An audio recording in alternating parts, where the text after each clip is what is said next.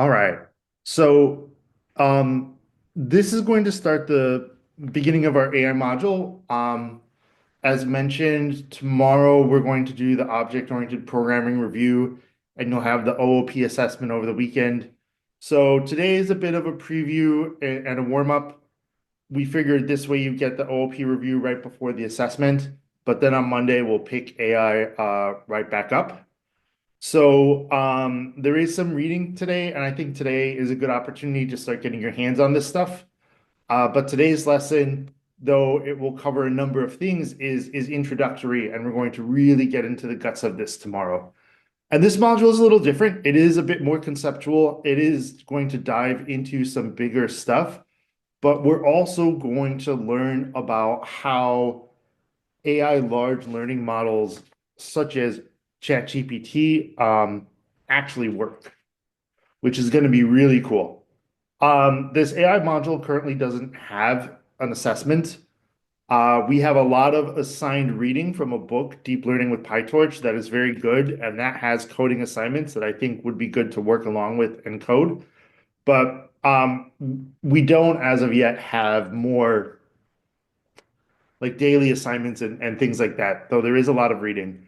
I do see a lot of folks using learning models or AI tools in one form or another in your personal and group projects.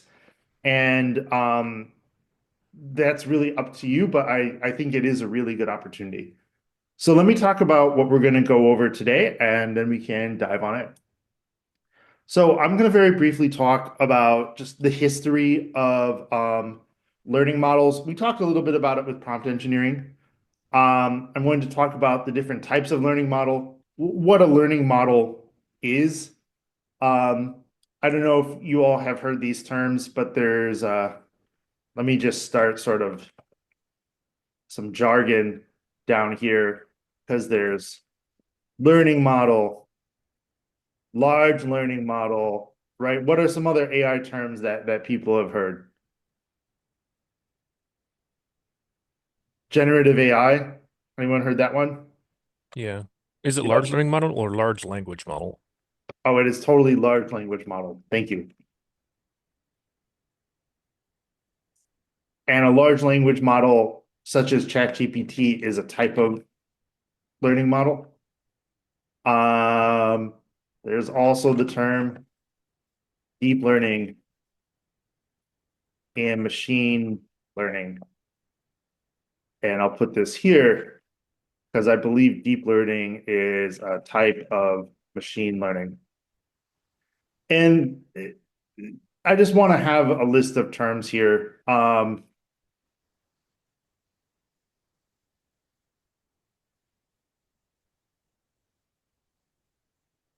a large language model or an LLM, when people hear when are talking about generative AI, that's generally what they are referring to. We're going to learn some other terms along the way. We're going to learn about some terms that are specific to learning models and deep learning. And these are going to be probably mostly new, so don't worry about it. I just kind of want to introduce them. We're going to talk a little bit about neural nets, which is way less fancy than it sounds. Today, we're going to talk about tensors. And then along the way, we'll start talking about things like classification. And there's different kinds of classification. And frankly, I have to like go online to remind myself what's the difference between deep learning and machine learning, and that's a little less critical. And really the main thing is today we're going to get a high level overview of these learning models and how they're a part of AI. We're going to see how to set up a really cool tool called Jupyter Notebooks with Python using our Python virtual environment. And then we're going to learn a bit about tensors, which is sort of lists, but more, and how to manipulate them. And we'll see next week, we'll see how we use these to build a language model. Do folks have any questions before we dive in? Okay, cool. So, this is a lot of stuff, but as with all things in computing, to borrow Francisco's favorite phrase, it's all boxes within boxes. And, when we talk about learning models, we're talking about a specific kind of AI.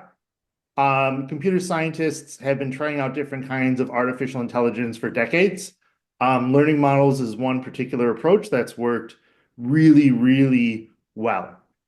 Um, and we'll talk in a little bit about exactly what a learning model is.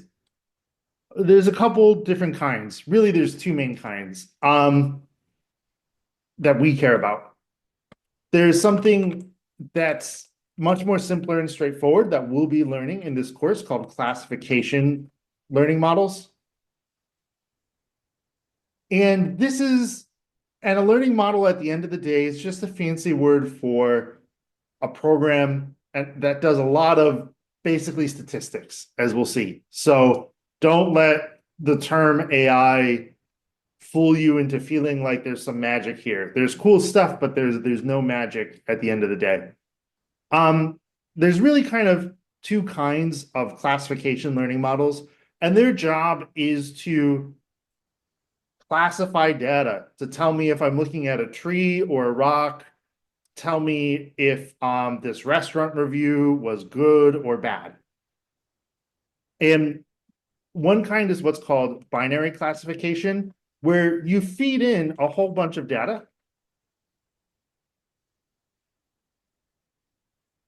and the learning model returns whether the data evaluates to true or false.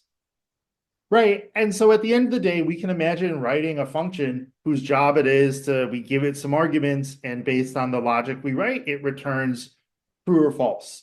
Is X a positive integer? And that would be an example of binary classification. We can classify integers as positive or not. If we cared a bit more, maybe if I wanted to know, is this variable an integer or a string or a Boolean, then we get into what's called multi-classification,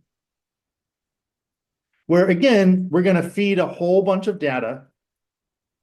And as we'll see, it's really the data that's key to the learning model. And instead of a simple true or false, yes or no, we have multiple different options to classify our data.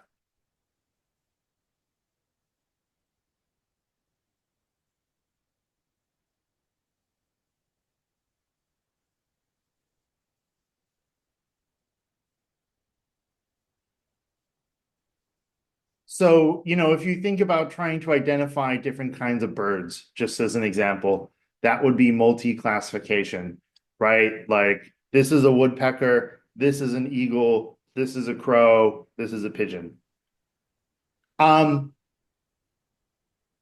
These classification learning models get used to build large language models. And like you're saying, I keep wanting to say large learning models, and that's not correct. Or a I large, apologize for interrupting, but is there yeah, a slideshow on your screen? sorry. Is there a slideshow on your screen that you're going through? I was just No, am I wondering. not sharing my screen? I can see it. He's Yeah, I can using, see it. what is Huh. it? TL I draw. think was just confused if you were sharing the right screen. Oh, okay. I'm sorry. Okay. Oh, yeah. Yeah. Do you see the TL draw? Okay. I see it now. I'm sorry. No, no worries. I know Zoom has like it almost has tabs for screen share and stuff. And to be honest, there's times where I've gone for like 10 minutes and I thought I was sharing my screen and I wasn't. So I always appreciate a check-in on the screen share. Um, this large language learning model, and if I can spell it right over here, or large language model. So this description is pretty good. It uses these deep learning algorithms, and these learning models are deep learning, and it generates human-like text. But it's trained on massive amounts of data. And in some ways, part of the reason that ChatGPT, which I think is the most well-known example of a large language model, is so amazing, is because OpenAI has taken an incredibly huge amount of data. They basically hoovered up everything on the internet. They didn't care about copyright. They did it for Lord knows how many books, and they've organized and classified all of that information. So, I don't want to say like the sum total of written human knowledge, but an awful lot of information is here in these large learning models. And that's really the heart of them. Without all of that data, ChatGPT would be dead in the water and do nothing. Right. So this particular kind of AI totally depends on having lots of relevant data that is also organized and classified. And I'll talk in just a minute about how that classification process occurs. Does user input for that like translate to data as well that they use for their LLMs? That's a great question. It does, along with feedback around whether the AI's output is good or bad. Like right here, when I say good response, somewhere in the depths of OpenAI software on the cloud, they've taken, the prompt, the input I gave the learning model, they've taken the output and my feedback on it, and they actually use that to improve the model itself, so that, like, if I said this is a bad response, then, and we'll see how this works in a bit, somewhere some statistic would be slightly tweaked to make this kind of response to this question less likely. That's a great question. And there's actually I don't know how real a concern it is, but there is a discussion around, for example, like AIs that generate code, right? Let me actually open up Google Gemini real quick, because if they still do it, what Gemini does that's kind of interesting is they show attribution.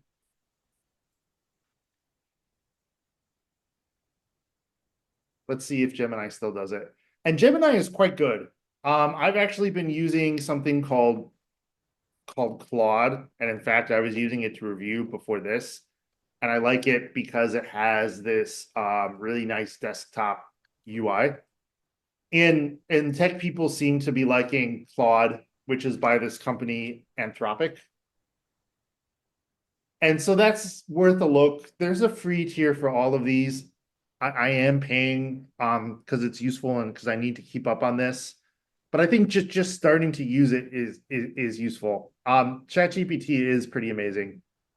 I don't think they have attribution here, but this report legal issue is very much because I don't know if you all heard, but there's been a lot of complaints about like AIs being trained on data that people didn't give permission for. Like artists have seen AIs generate images that look an awful like their work, or maybe like an author or poet has seen, their stuff show up in there when they never gave permission to do that. Or the AIs that can, simulate Jay-Z's voice. Did he give permission to whatever company did that? And in that same way, like GitHub Copilot is trained on like all the code on GitHub. And did we, give permission for that? I don't know. But so there's a question around these AIs, and code generation is a good example here. If we're training the AIs on all this code generated by people, and then we're using AI to generate code, is the AI going to like get trained on its own data and get worse? So there was a little bit of a tangent, but as to your point, Jack, there is a concern about like AIs getting trained on their own data. And in fact, if I ask ChatGPT, it'll say trained on their own data, a problem. I think the term is maybe self-reinforcement and bias and echo chambers, which is now a term. And I don't think anyone really knows if this is how big or real this problem is, but it is something I know that's been discussed. So it's interesting times we live in. Yeah, great question. What else is on people's minds? What else are folks curious about? And all this is overview. So don't worry too much about like memorizing every single one of these facts. So a large language model, right? It's a kind of learning model, and ChatGPT is the most well-known example of it. There's also Gemini, and as I mentioned, Claude from Anthropic. There's others as well. There's also open source ones. I think Facebook's is Llama, but I'm not sure. And the open source ones are really interesting because those are open source and free. So the whole point of these large language models is just like you all saw me do. I can ask a question in plain English that's general or specific, and I get a response in plain English, depending on the data the AI has. Like, I think these things can search the internet now, but I'm not sure. What was yesterday's stock market index? Let's see if it has it. If it's, oh, it does search the web. So, 6 months to a year ago, if I asked that, ChatGPT would say, I'm sorry, I only have data through 2023. But now this has become, I think, a normal feature of all of these tools. And in fact, AI is like being able to do stuff is kind of the next step here. So the AI isn't going to be trained on this data. Like, give me a detailed analysis of yesterday's stock market changes for the big tech stocks.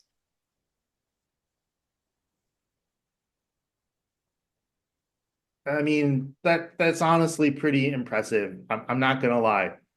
That's not a detailed analysis. My guess is if we looked, most of this is getting pulled from websites. So they have access to this data, but I'm not necessarily sure that, yesterday's data was used to train the model itself, which I'll talk about what training means in just a minute. So this is sort of the big picture and the landscape here. Let me talk a little bit more about what these models do and how they work. And I should say what we're going to focus on in this class is classification learning models. And we're going to learn how to make these.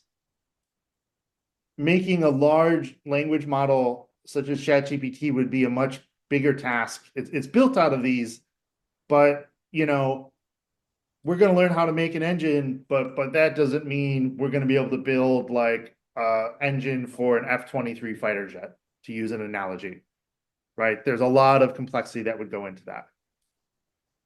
But we will learn a lot about language models.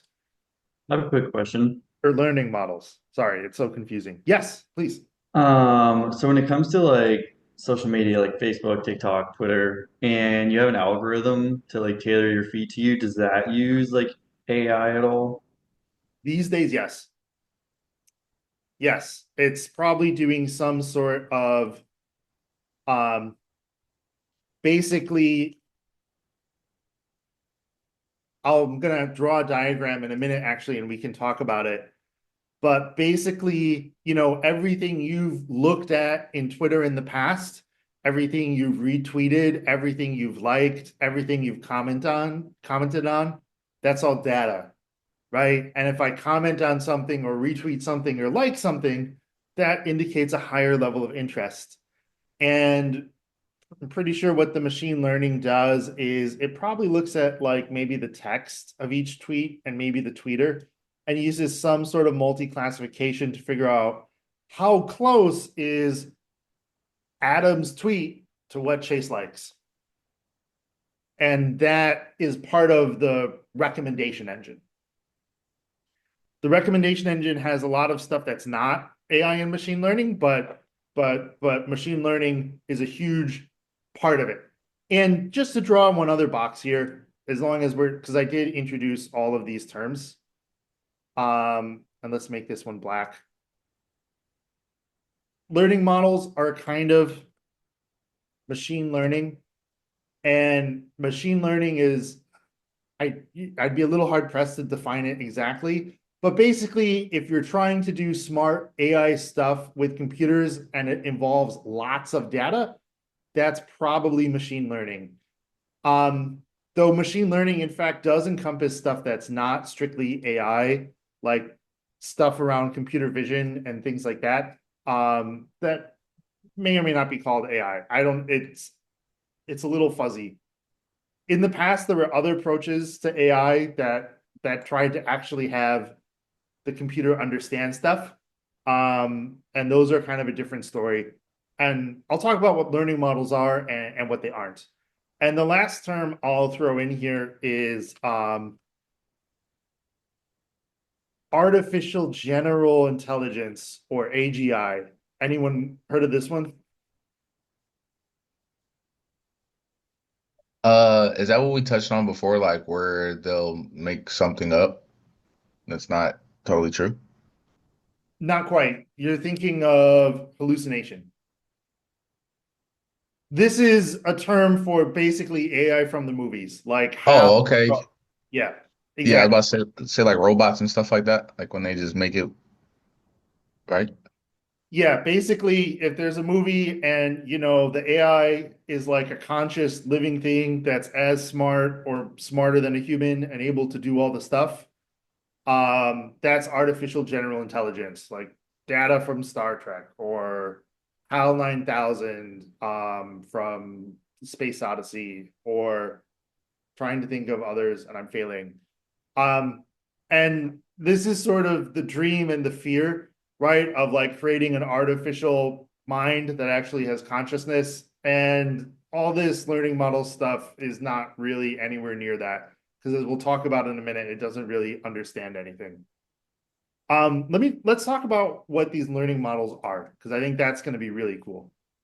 So they all depend on data and organizing that data, and we're to come up with some sort of classification of it. And so let's say we were doing some sort of learning model for some computer vision, and I wanted to figure out if this picture was a cloud. And let's see if I can make my cloud be, there we go. I've got, it's a purple cloud. So this image file is, maybe it's a .png, and it's a bunch of pixels, right? And so what the learning model has to do is chunk up this image into little bits, and it probably chunks it up into pixels. Maybe it's like a collection of 4 or 5 pixels. And let me go ahead and just sort of make some copies of this so I can overlay it on our image and we can see what this looks like. And I think that ought to do it.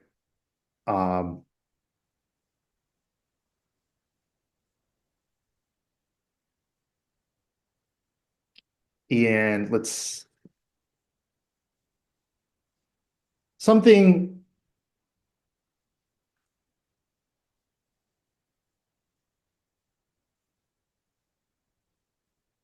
That's not what I wanted, though. That's actually pretty cool that it did that. Something like that, where now this image has been broken up into all these little pixels, into all these chunks. And for each pixel, we get information about it, right? A pixel has, they call it like red, green, blue. I think A stands for alpha. I can use, make any color in the rainbow out of red, green, and blue, and alpha is, I believe, the sort of the transparency. And so each of these individual pixels has an RGBA value.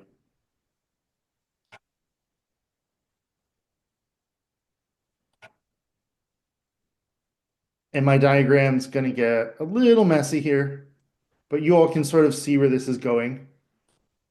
We could, in fact, even represent all of these pixels in a list. And that's exactly what we're going to do. We end up with a series of data points.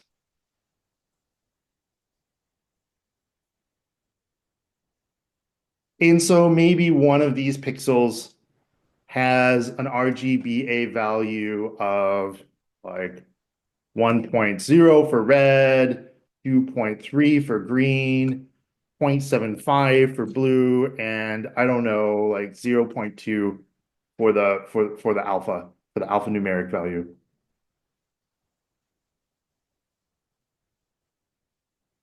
There we go. And every single data point, in this case, probably every single pixel, gets this list with these numbers in it to represent that value. And let me shift this stuff over so it doesn't fight with the color tool for space. Right, so this one's going to be different.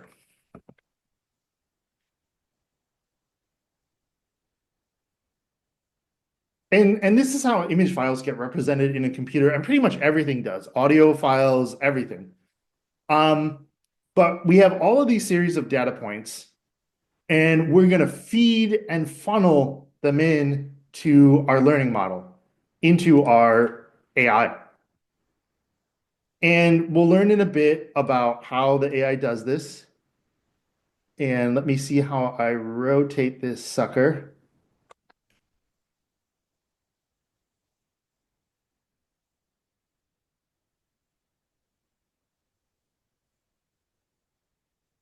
I'm sure there's a nifty keyboard shortcut in TL Draw, which I will have to learn to do that. But here we have our funnel, our AI, our learning model. And it takes all these numbers, and we'll learn how it does this, but it crunches them. You know, it says if the right pixels in the right spots have the right color, like we have a cloud. But it gives us a number between 0 and 1. And it says it might be something like this. If the result is greater than 0.5, yes, we have a cloud, else we don't. And this is binary classification. Right? We feed in a bunch of data and it spits out one value that's going to represent essentially true or false. And what the AI does in here, by the way, is basically a whole bunch of statistics and predictions. And if we have 10,000 pictures of clouds, it's sort of comparing, the data values in the pixels to this one. And it's a whole bunch of statistical throwing spaghetti against the wall to see what sticks. And Jack, like you were saying, like human feedback in the training loop of this AI model is really important because usually the humans have to say, this is a cloud, but this is a pear. It's not a cloud. And there's a huge amount of work that goes into that and a lot of human effort in sort of the fine tuning. And, maybe the result initially is 0. And we say like, bad job, AI, like run the numbers again. And the model kind of tweaks how it does the statistics, and it comes up with another number. And if it's closer, and it's like 20 questions, we say, oh, you're a bit closer. You got 0.13. And so at the end of the day, our AI, it doesn't know anything. It doesn't know what a cloud is. It doesn't, have any understanding the way you and I think of it. It's just really good at prediction and statistics. And so ChatGPT and all these things are really good at statistics with language. But this is sort of the fundamental building block, this idea of a binary classification model. And in a little bit, we'll learn how we actually build the learning model that deals with all the data and that kind of refines its predictions. But at a big picture, this is how a learning model, a classification learning model works. And I did a whole lot of talking there, so I just want to check in and see what questions folks have or what things people are curious about.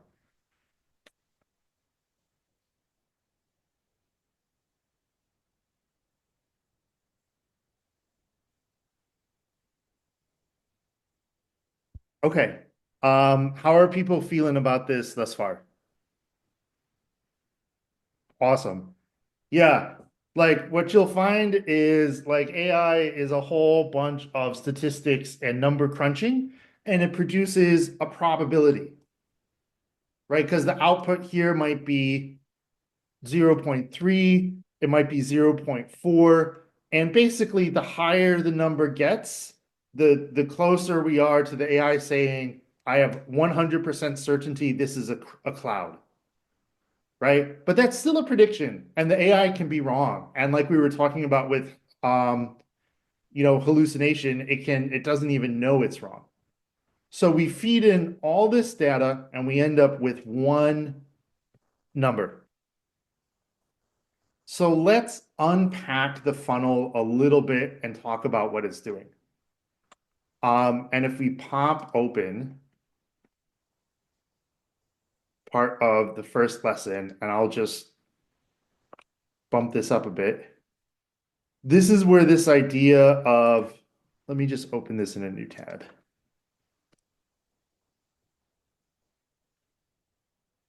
A neural network comes in. Where, and let me grab the zoom annotate tool here. This input in our cloud example, the input here is like each pixel in the image file. And the way that it does the statistics and number crunching is it does it in layers. And there's something called the input layer.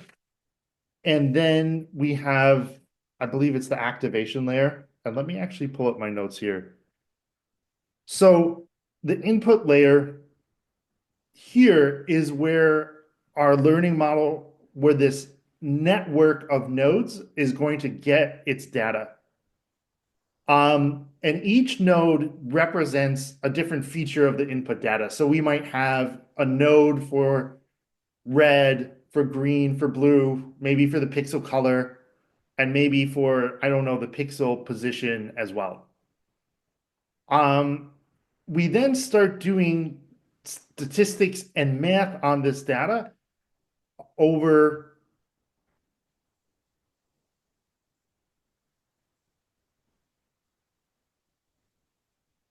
here, basically, in what's called linear layers.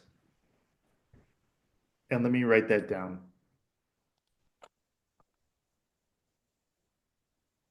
These also can be called hidden layers.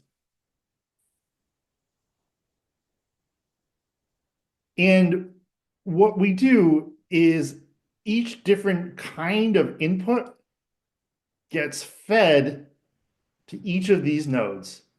And then we're feeding it a number. And based on some statistics or math, each of these nodes, like maybe it performs a calculation on the number and it decides some other number to send on. And again, this is all basically statistics and moving numbers from one spot to another and transforming them.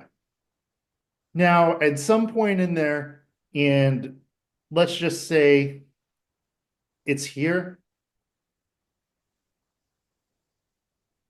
the nodes get a little different in what's called the activation layer.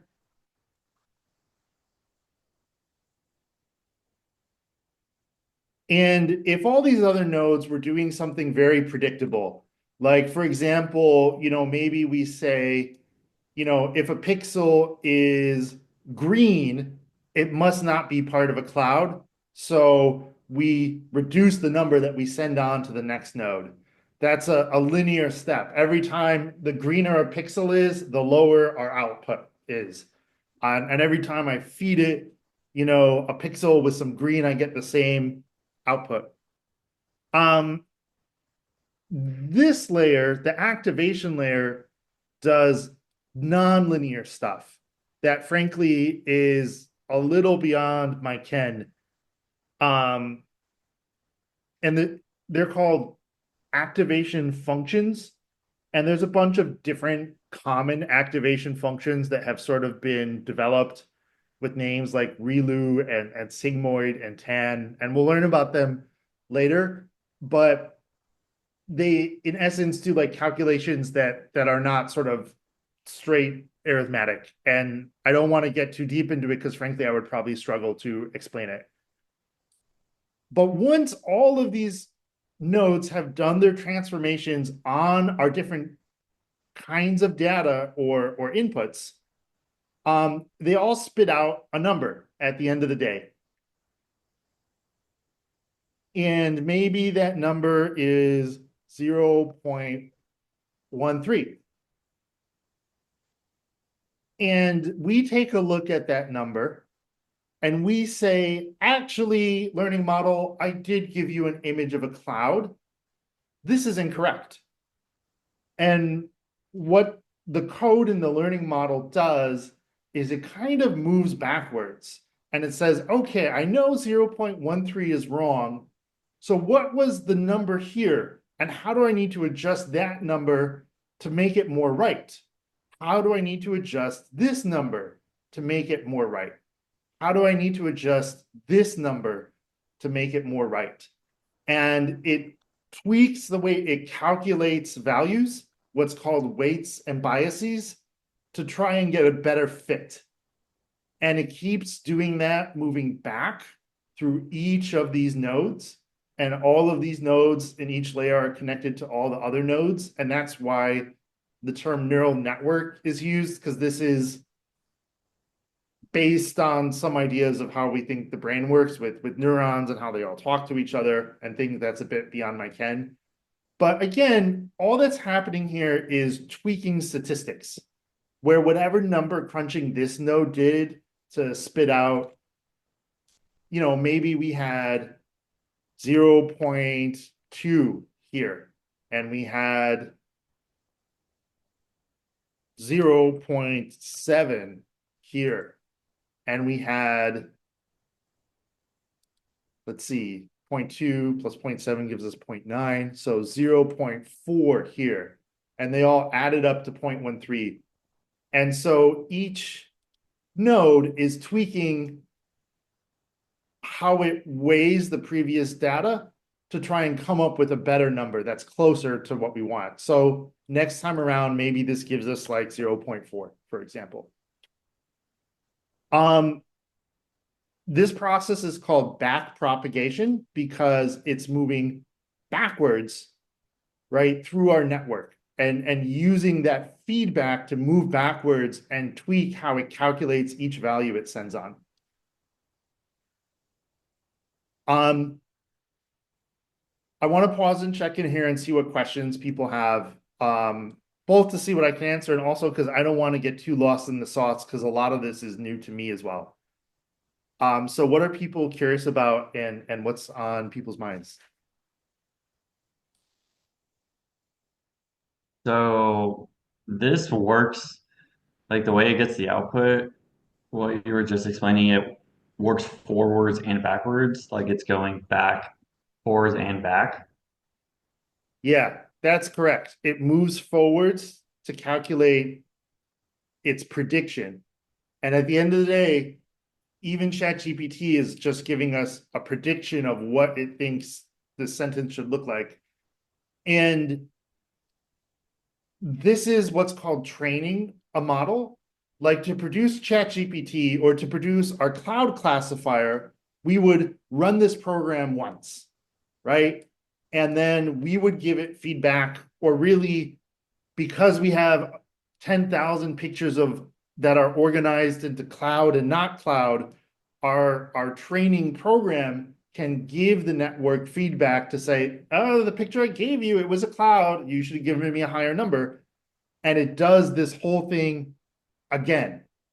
So if you imagine, again, throwing spaghetti against the wall to see what sticks, but like 20,000 times, like slowly, if I run this 20,000 times, then this will get better. Because after each run, like you were saying, Chase, the network moves backwards to tweak its models. And again, think about like hot or cold or 20 questions, right? This is like statistical hot or cold that we have a computer do 50,000 times with like 10,000 images. Does that help answer your question a bit? Awesome. Great question.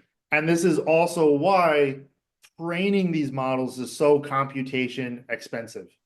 You need a huge amount of data and you need a huge amount of computing power, because it really is like thousands or tens of thousands of times you need to run the model to train it. A guy who was a mentor and I was able to work for a while did machine learning stuff. And he had like a monster gaming laptop that was, his I'm working from a coffee shop laptop, because he would have to train machine learning models. And we'll learn in a bit how we use essentially lists, but with extra steps, with something called a tensor that's like lists on steroids, to create this network and to track all this data. And that's really what we'll be learning over the next week. Today is just going to be an introduction to tensors, really. Yeah, great question. What other questions do folks have, and what else is on people's minds?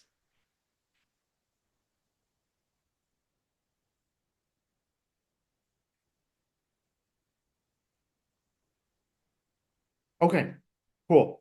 So just to reiterate, neural networks learn by adjusting the weights of these connections, right? Like, what value do I send here? What value do I send here?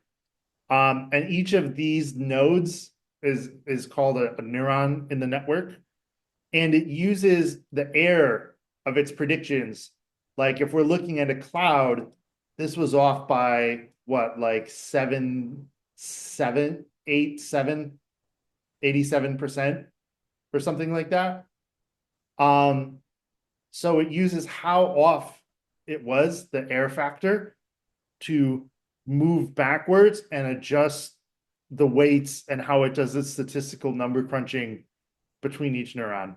And that's called back propagation, and that happens every time we do a run in training a model. And we'll have a training loop where we might do like 1,000 training rounds.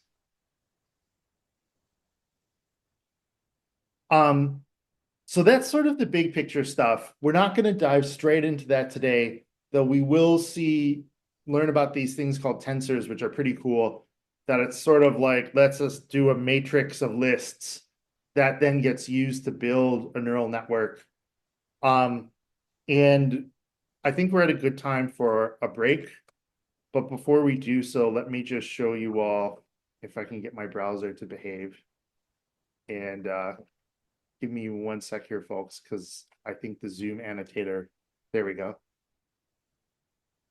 And let me close that out.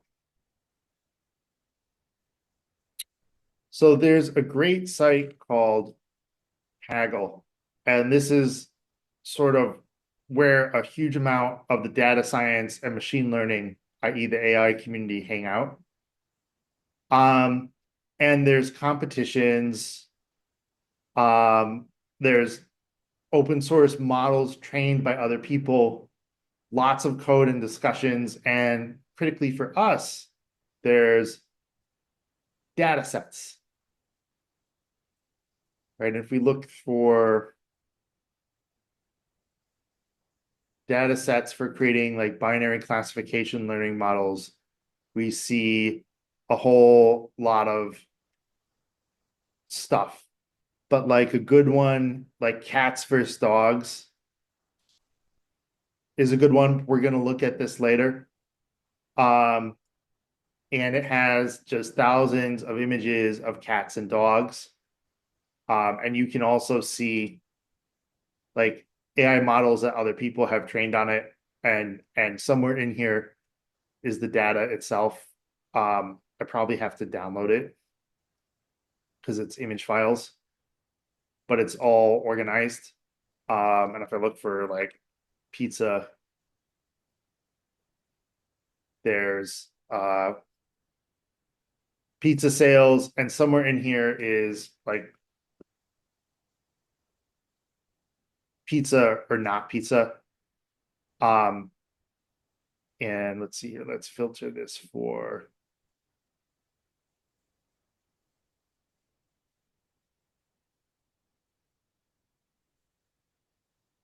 data sets. And here again, we can see like all these image files of pizzas and not pizzas that we would use to train a binary classification model on if it's looking at a pizza or not. I will look at that more after the break. So after the break, we're going to switch gears a bit because we're going to talk about setting up your Python virtual environment and installing this nifty tool called JupyterNotebook. And then that'll sort of be the workshop time. So we'll take a short break now. I'll walk through these steps, and then I think you all have about 30 minutes to make sure your environment is set up. And then we'll dive a bit more into tensors, and we'll learn some of the building blocks of these neural nets. Sound good? Okay, thank you, everyone. Let's take a 10-minute break, and I'll see you all in 10 minutes.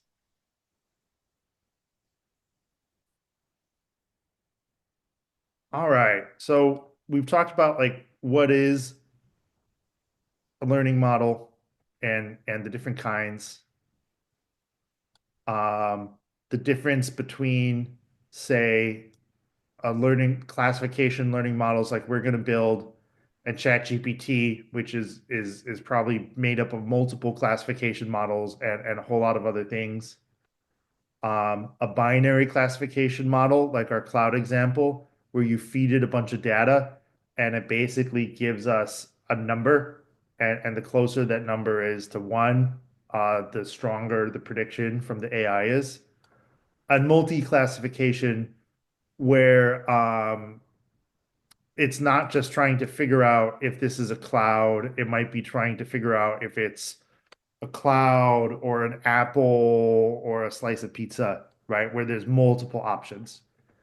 And we talked about how these classification models, using the binary classification example, take our data, whether it's an image file or a sentence or anything else, and turn it into a bunch of data points that end up being represented by numbers. And as we'll see, those numbers are almost always something called tensors, which are very similar to, which are sort of like lists. And we feed it into this funnel that does all this fancy statistics, and it spits out for binary classification a number between 0 and 1, and the higher the number, the more confident the model is in its prediction. And we talked a bit about how the way this works is where each different kind of input gets fed in to all these different nodes, and each node has a different weight or bias and applies some statistics to like manipulate that RGBA value to turn it into, a single number saying, I think the tiny bit of the picture I'm looking at is or isn't a cloud. and all these nodes feed these numbers into each other, and they all get fed into the final output. And then how that number, we basically rate the model on how good a job it did, and it uses its margin of error to go back and kind of move backwards and tell each node to adjust. You were paying too much attention to the color green, do something else. And each of these nodes then adjusts their own weights and biases. And that's sort of one round of training. And to train our model, we might do thousands of these rounds of training, and then we end up with a good model. We're going to use a library called PyTorch, which is really cool. But before doing that, we're going to do a little bit of a review of Python virtual environments, because we're going to need to add a bunch of stuff to ours. And then we'll install PyTorch as well. And then we'll take a break for all of you to get some workshop time to work on installing PyTorch. So all the steps that I'm going to go through are in this curriculum document in today's lesson. So, and let me open up the file explorer here. I'm going to make a new virtual environment from scratch, but all of you should have the default one that we made in InstallFest. And a Python virtual environment is a tool for managing, say, different versions of the Python language, and maybe different Python packages or dependencies. And as you can kind of see in this diagram here, if you're on Mac, actually a version of Python was installed on the system. For WSL2, that Ubuntu Linux, it might, I'm not sure. But then we normally create a different Python virtual environment for each project, and we can have different versions of Python. And this might actually matter for us today because PyTorch does, I think you need to have over Python version 3.9. And then you can install different dependencies for each project. For instance, I might be using the web framework Flask that we'll see in the full stack week for one project, but for another project, I'm using Django, and I don't need both in the same virtual environment directory. I'm going to make a virtual environment directory from scratch for demonstration purposes. You all should be using the default one, and I'll kind of show how to do that in a moment. And just to refresh ourselves, I can run this command python-m for module venv to run the Python virtual environment program. And I can give it a directory name, and I tell it, I want you to create a virtual environment directory. And so I'm telling it, make a virtual environment directory named .venv right here. And if I look inside this, there's a couple things, and we don't need to dig too deep into this, but it's good to know where things are. So in here are actually the shell scripts to activate the virtual environment, and this makes the deactivate shell script as well. It's hidden in here. So that's what we're running when we turn it on. And some other scripts, right, for pip.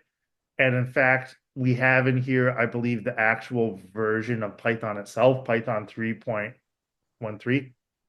So now that I've created this virtual environment, if I activate it, and let me give myself a little more screen real estate here.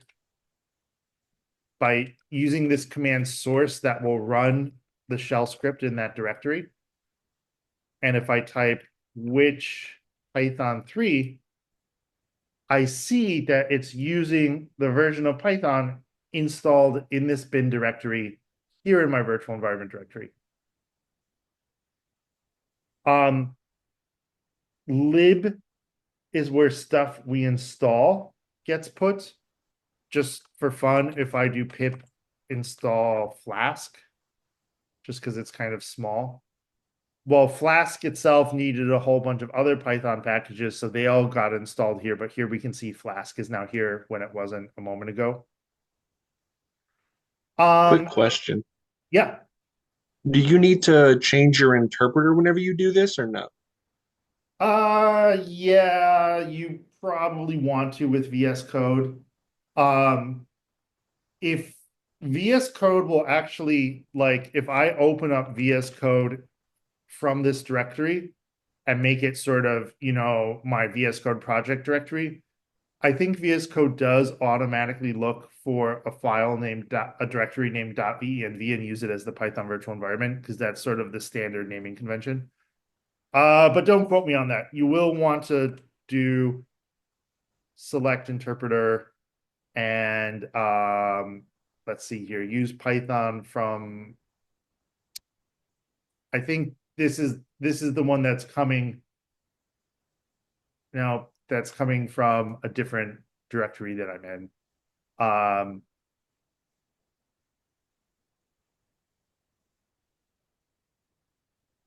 Let's see which 3. I'm just going to copy this and put it in here. There's probably a more elegant way to do it, but that's usually what I end up doing. Okay, thank you. I just wanted to make sure before I was yelling at my computer later today. Yeah, totally. Yeah, in general, that's always a good thing to check. If you see like squigglies on import statements when everything runs fine, that's probably because VS Code is using a different Python interpreter and not looking in the right virtual environment directory. And your code is actually fine. That's just VS Code being confused. This include directory has some C code that does stuff to build Python packages. And then this is sort of a configuration file for the virtual environment as a whole. We don't need to worry about the details of all this too much. I just wanted to peek under the hood here a bit. And just to show you all, as long as we're talking about this, if I type echo $path, this is a shell variable that the command line uses to find things. When you run a program on the command line, this is how it finds it. And it's a little hard to see with the Explorer window, but if I get it out of the way, the first thing in the path here is this virtual environment bin directory. If I deactivate my virtual environment and I look at my path, now that's gone. It's a little hard to see, but in the other one, the first thing was .venv/bin. So when I ran Python on the command line, that's the first place the command line looked for Python. So that's what the activate script does. A couple other things, but that's the main thing it does.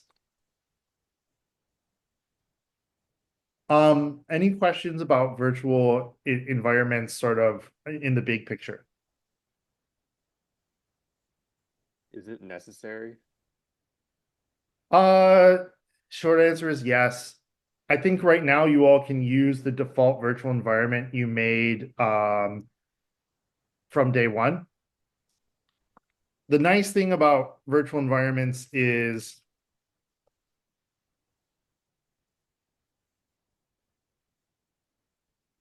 that command prints out all the Python packages I've installed in my virtual environment with the specific versions. And if I put that into, if I pipe the output of that into a file name requirements.txt, I now have a requirements.txt file. So when I commit my code to GitHub and I push it up, I include this, but I ignore the Python virtual environment directory because that's a lot of stuff and I don't want it there. And, this way I get more control. And then when you want to run my program, you clone down my repo and you do pip install -r requirements.txt, and that installs all of it to a virtual environment directory. Now, I know right now people are like, why do I need 3 different virtual environments for different projects? And that's because all of our projects are small. And so again, right now it's fine to use the default virtual environment, but you do not want interdependencies between stuff. Because what if I have 2 different projects and that both use Django and I need to upgrade the version of Django on one of them and Django has breaking changes, so I actually have to modify my code. Now I have to mess with 2 different projects for 2 different clients. Right, so you always want to isolate project dependencies. As you go, you can delete the virtual environment directories as long as you have a requirements.txt. We don't have to worry about this right now, but that is sort of the principle, and it is an important and valuable one. Yes. I just, out of habit, I always make a new Python virtual environment. Just delete it when you're done. But I think it's fine for you all to use the default virtual environment right now. Does that answer your question? Yeah, good question. Again, it's really when collaborating more, like if you're on a team, right? Like if your team is working on your team project, how do you make sure you all have the same version of Django or the same version of Python, so someone doesn't use a new language feature that someone else on Python 3.9 doesn't have? Yeah, great question. So we've kind of walked through how to create a virtual environment, activate one, deactivate one. Go ahead and activate your default virtual environment now. We might as well follow along with this, and then we can use the workshop time to deal with any issues that come up. I'm going to activate this one I just made for teaching purposes. Let's walk through what we're going to install real quick. So just to be clear, we're installing these as we're following along into the default environment. Correct. We're going to install PyTorch. PyTorch is super cool. It's a Python library, mainly used for machine learning and deep learning, but it can be used for other things as well, like scientific computing and stuff like that. And we'll get into it after our break and see what it gives us. It's very widely used in the research community. I think OpenAI uses it pretty heavily for ChatGPT. I think Tesla uses it for some of the computer vision stuff the Tesla cars do. So it's extremely popular. We are going to go ahead and install PyTorch into our virtual environment. It does have a number of dependencies.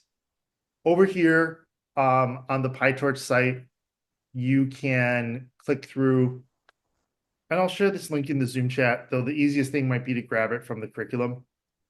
I'm going to move at a decent pace, but if I move too fast and you don't end up following along, that's okay, because we're going to break and have time to do this after I walk through this. So, you can choose the different versions of the PyTorch builds, and we want the stable one, not with the experimental new features that break. We can choose our operating system. It's either going to be Mac or Windows users you're using Linux through WSL2, so you want to choose the Linux option. We're using pip as the tool to install Python packages. There's other tools out there, but we're using pip. Our language is Python. And this stuff has to do with PyTorch using graphics cards to accelerate the number crunching. We're not going to worry about any of that and just do the default setting. So put this in the Zoom chat as well. So for Mac folks, it's going to look like this. For Windows WSL2 folks, or anyone on Linux, it's going to look like that. And I'm going to go, and we're installing 3 packages here, right? Torch, Torch Vision, Torch Audio. But I'm going to go ahead and install these. And it's going to take a minute. It's installing a bunch of other stuff as well. And I'm going to hop back over to our curriculum where we have this written through as a walkthrough, right? So this is going to be, I think, the best guide to use. And we'll let pip do its thing for a minute, install PyTorch. It's telling me I can upgrade the Python package manager pip, so I might as well upgrade that. It doesn't break anything if I don't, but it's just nice to keep things up to date. And now I want to run this command to make sure that PyTorch is correctly installed. And as you can see, what I'm doing here with this -c flag is I'm actually writing some Python code and having Python just execute it straight from the command line. And I'm importing the torch. Let me close this unneeded requirements.txt out. I'm importing the Torch module, and I'm then printing out the version of Torch, PyTorch we have installed.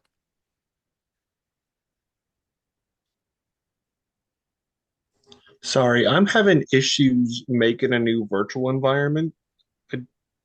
Let's once I walk through this, we're going to break and have about 30 to 45 minutes of work time, and Yeah, let's it's deal the, with the command's not working for me either as far as installing it. I'm getting 2 error messages.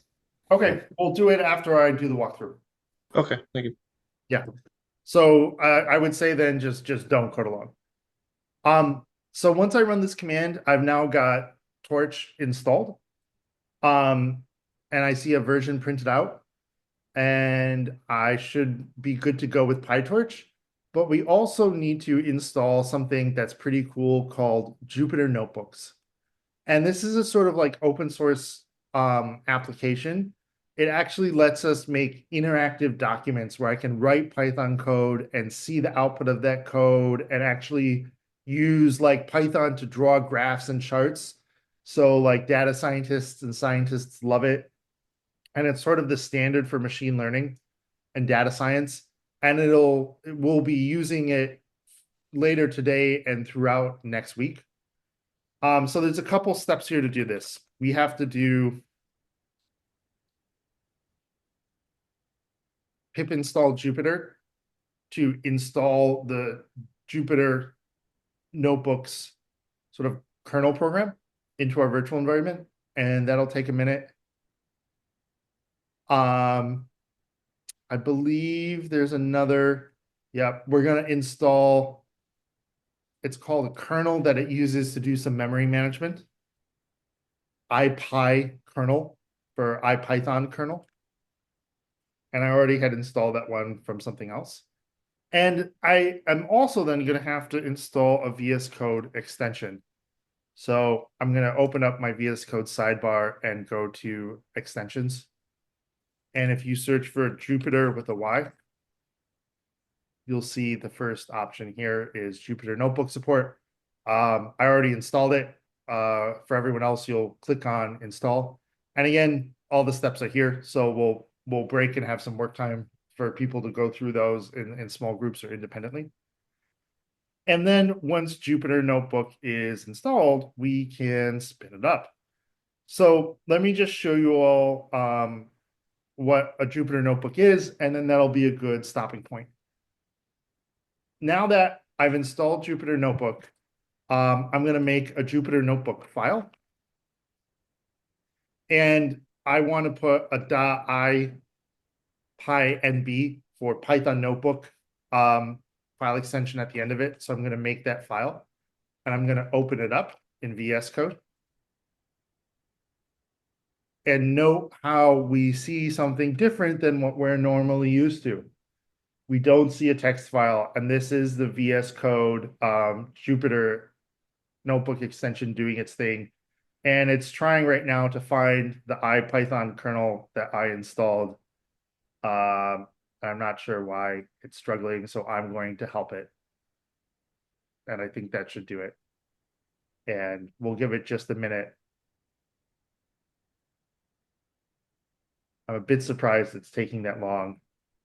So while it's doing that, let me just talk a bit about Jupyter Notebooks. You can add comments that are just Markdown.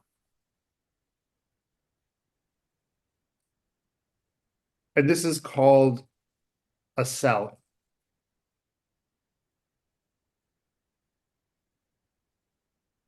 Right? And I can render it. I can copy it. I can paste it.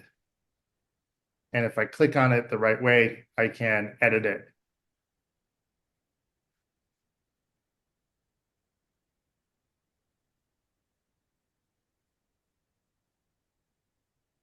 And fingers crossed now, it'll let me run my code. So let's delete that one and let's add a code cell. And let's just print hello world. And let's see if we can run this code. And it finally found the kernel, so we should be good to go. And now if I hit this little run button here, I see hello world printed out, which is super cool. And if I add another code block here, let's import Torch that we installed into our virtual environment, and let's print out the version of it. And let's go ahead and run that. And I see here the version of Torch printed out. And this is how I know I have now installed everything correctly. So just to review, we're going to activate our virtual environment. We're going to install PyTorch, install Jupyter Notebook and the Jupyter Notebook extension, and then make a Jupyter Notebook file like this to test that everything's working. So let me pause the recording and let's take the next maybe like 20 minutes or so to go through that and get everyone's environment set up.